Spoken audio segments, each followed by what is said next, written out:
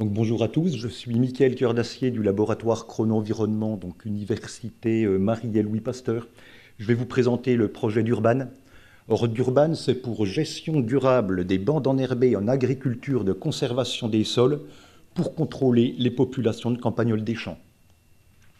Alors vous l'avez compris, le ravageur auquel on va s'intéresser, c'est un petit rongeur, le campagnol des champs, qui cause des dégâts en grande culture et particulièrement dans les parcelles qui sont gérées en semi-direct. Donc technique culturelle simplifiée, on va dire agriculture de conservation des sols en général. Et la principale méthode disponible à l'heure actuelle pour essayer de contrôler les populations de ce rongeur, ce sont des formulations commerciales pesticides à base d'une matière active qui est le phosphure de zinc, qui présente un fort risque primaire pour la faune non cible. Alors depuis maintenant une vingtaine d'années, au laboratoire Chrono-Environnement, on travaille sur le développement de stratégies de lutte raisonnée contre une autre espèce de campagnol que le campagnol des champs. C'est le campagnol terrestre qui, lui, sévit plutôt en prairie. Et la façon dont on a avancé jusqu'à maintenant, l'idée, c'est quoi? C'est de développer principalement un ensemble de méthodes alternatives à la lutte chimique qu'on regroupe sous le terme de boîte à outils, qui est un terme qu'on utilise régulièrement, je dirais, dans ce domaine-là.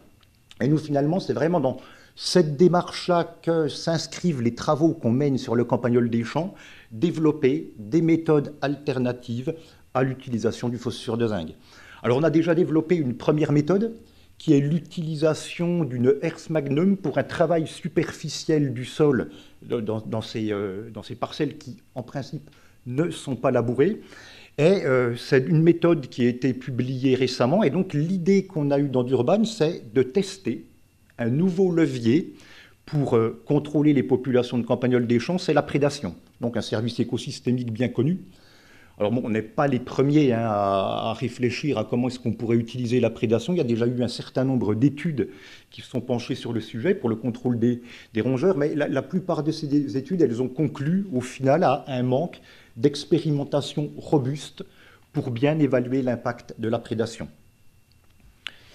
Alors si on en vient à Durban, pour commencer, comment est-ce qu'on a réfléchi l'utilisation de la prédation dans Durban? On s'est appuyé sur des suivis des dynamiques spatio-temporelles des populations de campagnols des champs dans une zone expérimentale. J'aurai l'occasion d'en reparler un petit peu plus tard de cette zone expérimentale. Et donc, on a constaté, à partir de ces suivis, que lorsque les populations de campagnols sont à basse densité, on va les trouver principalement dans les bandes enherbées qui entourent les parcelles. Et puis, c'est lorsque les populations augmentent, qu'il va y avoir une colonisation des parcelles et qu'on va avoir des dégâts aux cultures. Et nous, ce qu'on s'est dit, c'est que finalement, si on arrive à faire intervenir les prédateurs sur les bandes enherbées, ça représente une surface très limitée du territoire agricole, c'est moins de 5% en général. Donc si on arrive à emmener les prédateurs dans les bandes enherbées où il y a pas mal de campagnols, on arrivera peut-être à limiter l'augmentation, la croissance des populations, donc à limiter la colonisation des parcelles, donc à limiter les dégâts aux cultures. C'est ça l'idée principale de Durban. Alors comment est-ce qu'on a essayé d'agir sur les prédateurs? On a mis en place 3 actions de gestion principales. Une première action qui se déroule, je dirais, à l'échelle de l'ensemble de la zone d'étude, à savoir qu'on a implanté des nichoirs à rapaces pour renforcer les populations. Puis vous avez un exemple là sur la photo que vous voyez, alors vous sur votre droite. Donc vous voyez un nichoir à faucon cresserelle qui est implanté sur un poteau électrique. Ça, c'est un partenariat qu'on a mis en place avec Enedis, qui est venu implanter, je dirais gracieusement, un certain nombre de nichoirs sur ces poteaux électriques. Et on a aussi mis en place des nichoirs à effraie des clochers, donc chouette effraie, dans les hangars des agriculteurs partenaires. Et puis les 2 autres actions de gestion, elles vont plus cibler les bandes enherbées colonisées par le campagnol en particulier. Vous avez la grosse photo qui illustre tout ça. Donc sur ces bandes enherbées, on va faire 2 choses principalement. On va mettre en place des fauches régulières de ces bandes enherbées pour maintenir une hauteur de végétation relativement courte. Et vous avez ici voyez au fond un tracteur, c'est un des agriculteurs partenaires du projet qui est en train de réaliser une de ces fauches. Et puis, on a également mis en place, implanté des perchoirs à rapaces de façon à attirer ces prédateurs sur ces bandes enherbées. J'insiste sur le fait que le but de cette gestion, c'est pour ça que j'utiliserai le terme de gestion différenciée, c'est pas de matraquer toutes les bandes enherbées du territoire, c'est d'intervenir uniquement dans les bandes enherbées où il y a présence significative de campagnols. Voilà. Les partenaires du projet, donc le laboratoire Chrono-Environnement auquel j'appartiens, on s'est chargé de la coordination scientifique et d'un certain nombre de suivis, notamment des suivis entomologiques et botaniques. La Fredon Bourgogne-Franche-Comté a assuré la coordination technique et les suivis campagnols.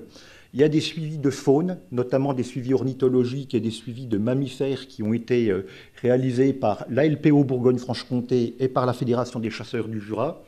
La Chambre d'agriculture du Jura s'est occupée des suivis agronomiques. Et puis, depuis le début de ces travaux sur le campagnol des champs, on travaille avec un groupe d'agriculteurs partenaires, ils sont une dizaine, à mettre à notre disposition leurs parcelles, leur matériel. C'est avec eux qu'on échange, qu'on discute, c'est avec eux qu'on développe tout ça. Or, si on regarde les choses d'un point de vue méthodologique, on va commencer par s'intéresser aux hypothèses testées. Alors, on a testé un certain nombre d'hypothèses d'Endurban. J'ai choisi d'en présenter deux qui sont les deux principales. Alors, la première hypothèse, c'est que la gestion différenciée des bandes enherbées, c'est-à-dire la fauche régulière et les perchoirs, ça va permettre d'augmenter la fréquentation de ces bandes herbeuses par les prédateurs de campagnols.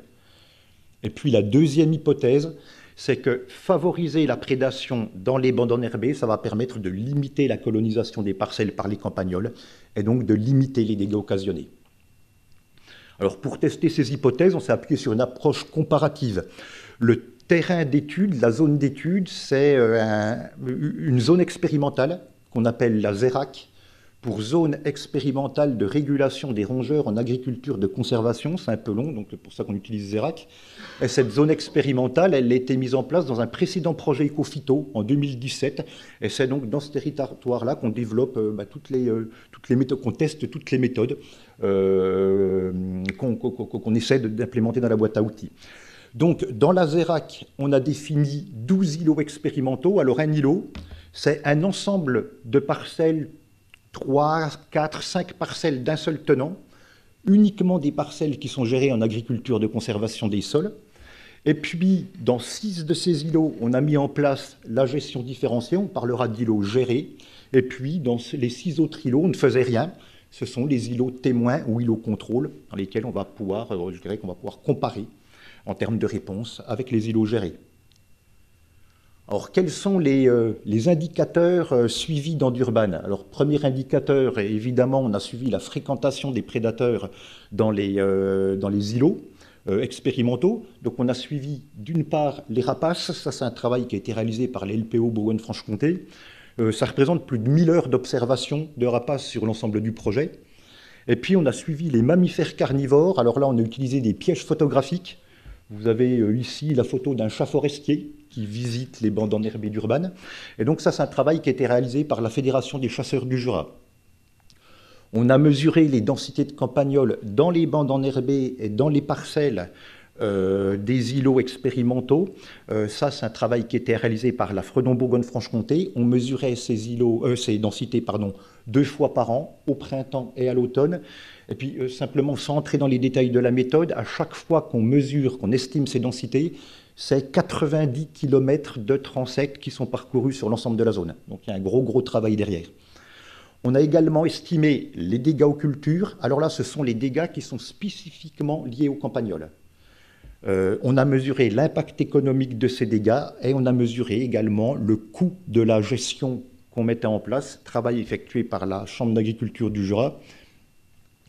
Et puis, bien évidemment, on n'est pas sans ignorer le rôle bénéfique des bandes enherbées qui servent d'habitat à la biodiversité ordinaire des agrosystèmes, puis un certain nombre d'auxiliaires de culture. Donc, on a tenu à vérifier si la gestion qu'on mettait en place, elle impactait d'une part cette biodiversité ordinaire et puis d'autre part les auxiliaires de culture et les communautés végétales. Or, les principaux résultats obtenus, je vais commencer par vous présenter les résultats qu'on a obtenus sur la fréquentation des îlots par les prédateurs. Alors sur votre gauche, vous avez la fréquentation par les mammifères carnivores. Sur votre droite, c'est la fréquentation par les rapaces. Et puis dans les deux cas, j'ai agrégé l'ensemble de l'information par année. En vert, vous avez la fréquentation dans les îlots gérés, dans les îlots contrôle, témoins, pardon. Et puis en orange, c'est la fréquentation dans les îlots gérés.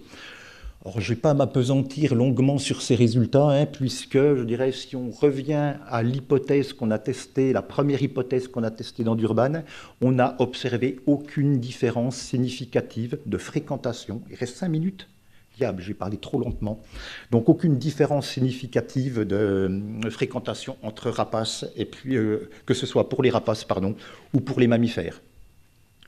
Si on regarde maintenant les résultats obtenus pour les campagnols, les densités de campagnols, donc vous avez les densités de campagnols en ordonnée, les 6 sessions de suivi menées dans Durban, et puis pour chaque session, vous avez en couleur pleine les densités dans les bandes enherbées, en hachuré les densités dans les parcelles, en vert les îlots témoins, orange les îlots gérés.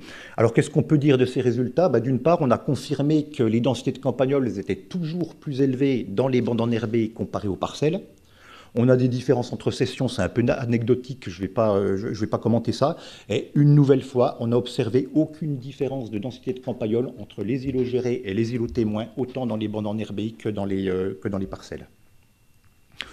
Si on regarde les résultats en termes d'impact économique, à nouveau, j'ai agrégé l'ensemble des données sur l'ensemble du projet. On n'a observé aucune différence significative d'impact économique entre les îlots gérés et les îlots témoins. Et puis enfin, on a mesuré donc les effets sur la biodiversité et les auxiliaires de culture. On n'avait aucune différence entre les îlots gérés et les îlots témoins. Donc, qu'est-ce qu'on peut dire de ça? C'est qu'après 3 ans de projet, donc ça s'est fini en décembre 2023, la gestion différenciée qu'on a menée, elle n'a pas eu d'effet sur les densités de campagnols, autant dans les bandes enherbées que dans les parcelles. Et que cette absence d'effet, elle s'explique principalement par l'inefficacité de la gestion qu'on a mise en place, à plus attirer les prédateurs dans les bandes enherbées colonisées. Et j'insiste vraiment sur cette conclusion, hein, c'est l'inefficacité de la gestion qu'il faut garder en tête, et ça ne remet pas en cause l'utilisation potentielle de la prédation pour essayer de contrôler les populations de rongeurs ou d'autres ravageurs. Alors dans le programme, une satisfaction qu'on a eue, c'est de voir que les agriculteurs, à chaque fois qu'ils ont dû mobiliser une méthode pour lutter contre les campagnols, ils ont mobilisé l'utilisation de l'Aers magnum, donc le travail superficiel du sol, et ils n'ont jamais utilisé des rodenticides. Donc au moins, la première méthode qu'on a développée, elle est utilisée.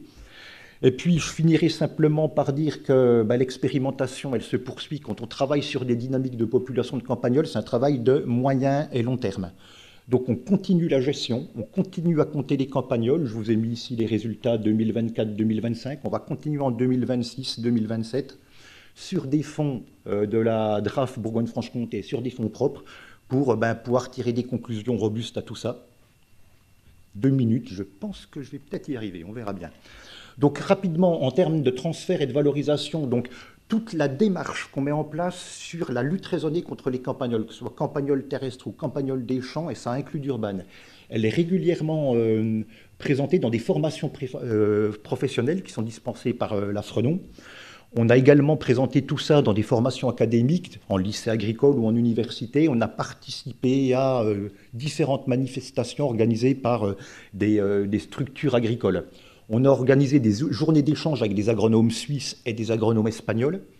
On a publié les résultats obtenus jusqu'à présent dans une revue technique, donc dans Phytoma principalement. Et puis, on a fait des communications scientifiques en congrès. Et enfin, on a participé à des actions grand public et on a également réalisé une courte vidéo de présentation de Durban et de ses objectifs qui est mise en ligne et que vous pouvez visionner si vous le souhaitez via ce QR code.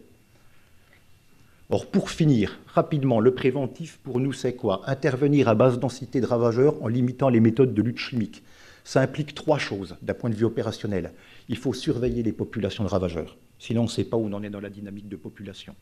Il faut avoir des méthodes alternatives, si possible un ensemble de méthodes alternatives qu'on met dans une boîte à outils, et surtout la lutte qui est mise en place, elle doit être mise en place de façon collective à l'échelle d'un territoire agricole. Un agriculteur qui travaille tout seul dans son coin, il ne s'en sortira pas. Et comment on développe tout ça? Ça a été illustré dans Durban, mais on travaille comme ça depuis 20 ans, en démarche de recherche-action. On discute avec des agriculteurs, on expérimente avec eux, on a leur retour d'expérience. On développe tout ça, ça favorise l'acceptabilité, on en a parlé tout à l'heure. Et puis le transfert, on le fait principalement via des organismes relais comme l'AFRENON.